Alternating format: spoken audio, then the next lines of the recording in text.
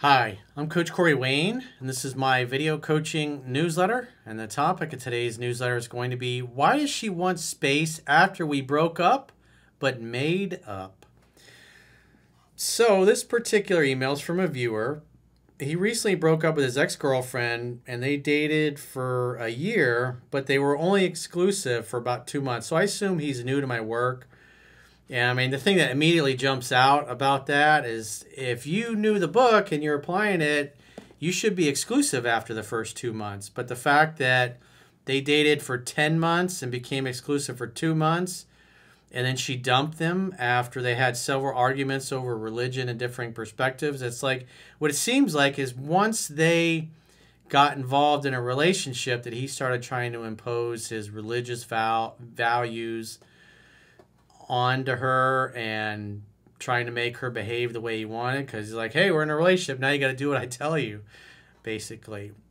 So he says he got back in touch with her, he apologized, they made up, but then now she's like, oh, I need space. He's going, well, I thought we made up. Why do you need space? So number one, this guy's got to read 3% Man, because he has no idea what the hell he's doing. He's clearly got no game. And if he doesn't learn this, fill in his knowledge gap with what's in the book, this is not going to last. She's going to blow him off and dump him again. He says, hi, Corey. Do I got a situation for you? Firstly, thanks for the hard work and dedication you put into helping us, gentlemen. I recently broke up with my ex, who I dated for a year and became official boyfriend-girlfriend for 2 months. I moved back to my hometown to be closer to her after getting approval for my job. I'm 23. We're both young with degrees. She's doing a lot of preliminary work to go to PA school. I don't know what PA school is. And I'm working as a physician's assistant, maybe. And I'm working full-time as an analyst, making pretty good money. She's Indian, and I'm Hispanic. I come from a Christian background, and she's agnostic. Well, something that you got to consider is typically you got to have the same religious and spiritual values, because if you don't, you're probably going to have some conflicts around raising kids. So that's something to kind of keep in mind. It's something that you're going to have to discuss, especially the longer you're together, because maybe your parenting styles differ. You know, if she's super religious and you're not, she and her family may expect that you raise the kids a certain way in their religion, or vice versa. If you're super religious and she's like agnostic, like in this case, and you expect things to be a certain way, she may bounce on you like this particular girl has. He says, I kept my beliefs out of the picture for almost the entire time of knowing her until a month ago. And he sprung them on her. I've had some trauma due to an early onset drug addiction in my teens, and I leaned into my faith to get clean. I'm 4 years sober, and I gained weight, hit the gym, became confident, and have had success with your book and women. Okay, so he says he has read it. So I don't know how many times he's read it. But the fact that he's going, I don't understand why she says she needs space, tells me he's not that good of a student. He's probably another cherry picker we got on our hands here. This started to come out a lot in some issues that were... So if you've been following me for a period of time and you dated a woman for a year and only became exclusive after 10 months of dating, well, maybe they were long distance for a while, so that may have kind of thrown a wrinkle in it, but... that just tells me if you guys were in the same town, or at least were, maybe when you were in school or something, and then all of a sudden she's bounced on you, that you were not showing up. And because again, if you knew the book backwards and forwards, she should have been in love with you and wanting to be exclusive after 2 months. But instead, it was only the last 2 months that you were together, and it was once you started trying to impose your religious values on her after keeping them to yourself for a year that she bounced on you. So you may have some religious value conflicts there, and she's just not going to jive with the things that you want, which it clearly looks like that's a big part of what led to the breakup. So he says, this started to come out a lot in some issues that were stemmed in fear and guilt. Some issues included wanting to know my body count, wanting to be posted on my social media. He says, I barely post. Wanting to go to specific bars, etc. He said, so again, I've talked about body count and wanting to know exactly. I mean, you've been together for a year, and now all of a sudden she wants to know what your body count is. That something just sounds off there. After only 2 or 3 arguments, he says, I know about my uncomfortableness with certain things because of our differences in perspectives. She said she couldn't do it anymore. I blamed a lot of those issues on my faith and past, and it was difficult for her to understand those very deep personal struggles. She cried for hours as I held her and told me she couldn't continue because she was afraid that these issues would become bigger in the future, which was a valid concern of hers. She felt an uncertainty about our future, and that made her afraid. She said she still loved me deeply and didn't want to break up, but felt she needed to. Women don't dump men that they're head over heels in love with. They dump men that they've lost respect and attraction for, or men that they never really had respect and attraction for. He says, I believe her. She's one of those special ones you talk about in your book. Over the next 2 days, I reflected and discussed with my friends and family, and I realized that my mistakes. I kept bringing in my personal beliefs in matters that didn't really need to, and although I said things in the comfort of a person I love, my delivery was terrible.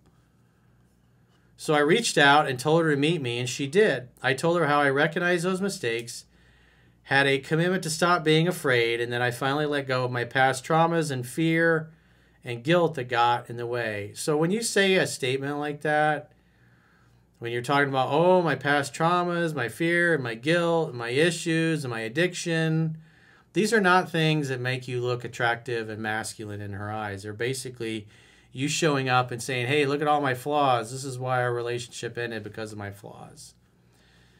He says, at the end, I gave her flowers. So it's a bribe for sex in a relationship. It's typically a lot of guys do that. They have a breakup or she's mad, and they're like, I'll buy her flowers. That'll solve everything. Bro. Yeah, I see things like this. I go, he's not been a good student of the book. Maybe he thumbed through it, cherry-picked. But trying to buy flowers when you've had a breakup, thinking that that's going to solve the problems, not a good way. Not a good look. Looks like a bribe.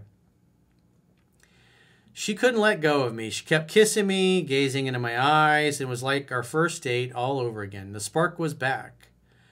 But she said she still needed time to think, since it had only been 2 days since the breakup. But I felt a lot of confidence and hope that she'd give it a second chance. I've made an effort throughout our relationship to ensure she knew I was a guy who kept his words, actions over words. It's been 2 days later with me having no contact. Again, well, this woman has said, I need space. I got to process my feelings. So you just got to let her be. Because you just vomited your feelings all over her and vomited all your traumas and your weaknesses. In other words, you told her a bunch of things that were unattractive about yourself. And so they weren't things, again, as I talk about in the book, if it's not going to make you look more attractive and confident, like you have your shit together, then you should keep it to yourself. And so you had a very heavy conversation where you talked about addiction and all these other things. And so you should expect a pullback. Because again, she's breaking up with you. She's ending the relationship because she doesn't want to be with you anymore. Even though she knew you were a great guy, her feelings were that she didn't want to be with you. So you're in essence telling her a story, or your excuses, if you will, for why your relationship didn't work out. But the bottom line is she still feels what she feels, which is she didn't want to be in a relationship with you anymore. So even though she was holding you tight and she appreciates the explanation, we're still dealing with a woman whose feelings and attraction have been lowered significantly to the point where she wanted to dump you and break up with you. So this is kind of the equivalent of, hey, I don't really want us to be broken up. I want us to stay together. And she's saying, I want space. So she knows you want to work it out. And like it says in 7 Principles Get an X Back, it takes 2 to tango.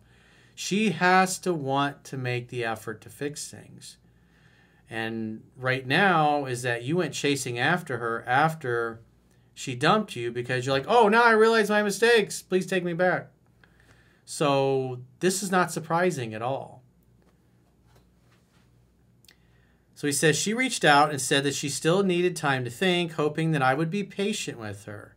So you have to be infinitely patient. You have to give her the time and space away from you to follow through on her plans and commitments or to disappear from your life forever. So she says, I need time to think. So give her an infinite amount of time to think. Because now the ball has been hit into her side of the court. You have to wait for her to hit it back. And she may hit it back. She might never hit it back. She may come back and try to friend zone you and give you some excuse. But that's why you should be paying attention to what's in 7 Principles Get an X Back and preparing yourself for those potential objections, because the way she is right now, she may call you back in a week or two and just say, I've given it some thought and I'm pretty firm in my decision. I don't want us to get back together, but we can be friends.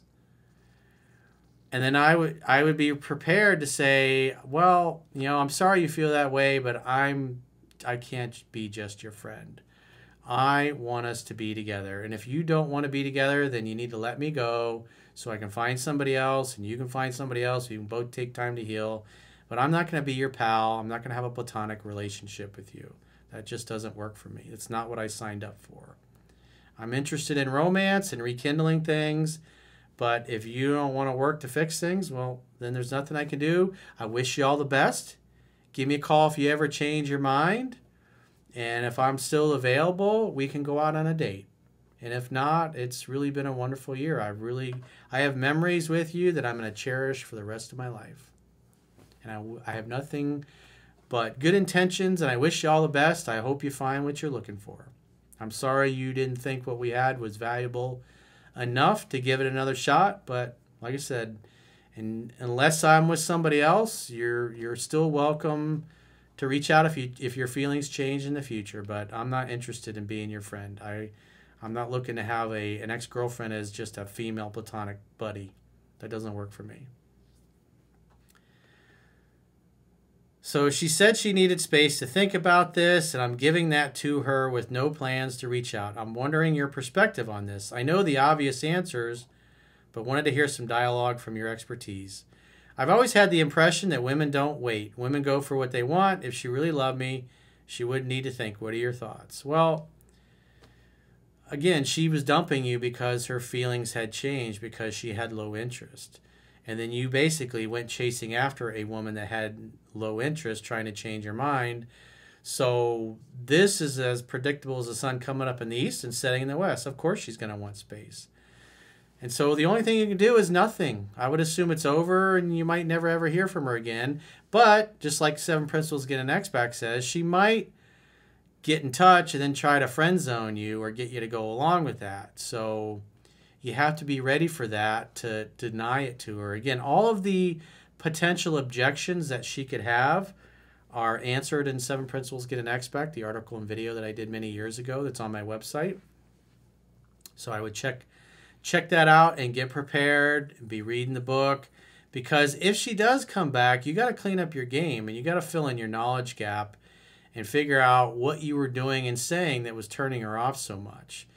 Because I don't know that it was exactly, the way you were behaving that last month. I mean, because you dated this girl for 10 months before you became exclusive. So you should have become exclusive the first 2 months that you were dating. Maybe you guys were long distance and so you didn't see each other that often. But again, I've had long distance relationships where we got serious right away. And these are women that were in another country that I literally flew to the country to meet and hang out with them. And then we became exclusive over the weeks that I was there. So the fact that you spent 10 months long distance, it's like something's off in your game. It's definitely, you need to clean it up. You need to read the book. You got to fill in your knowledge gap.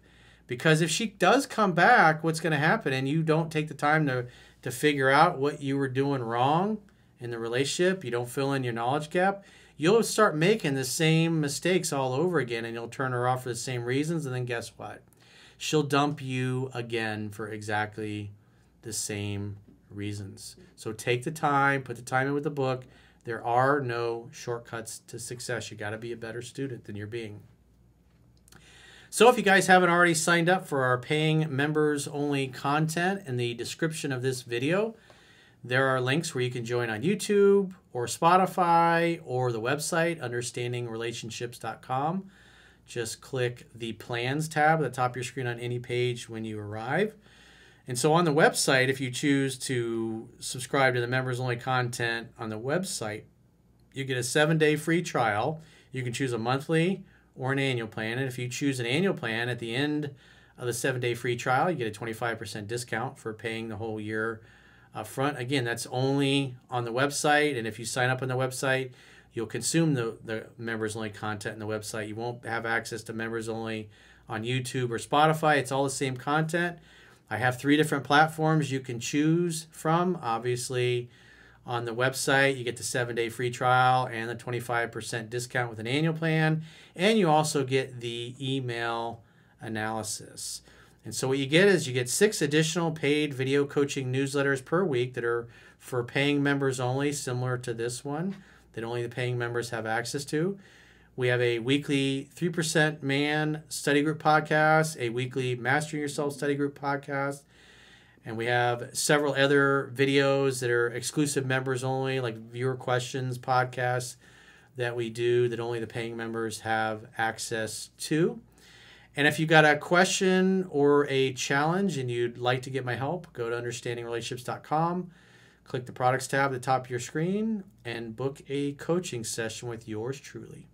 Until next time, I will talk to you soon.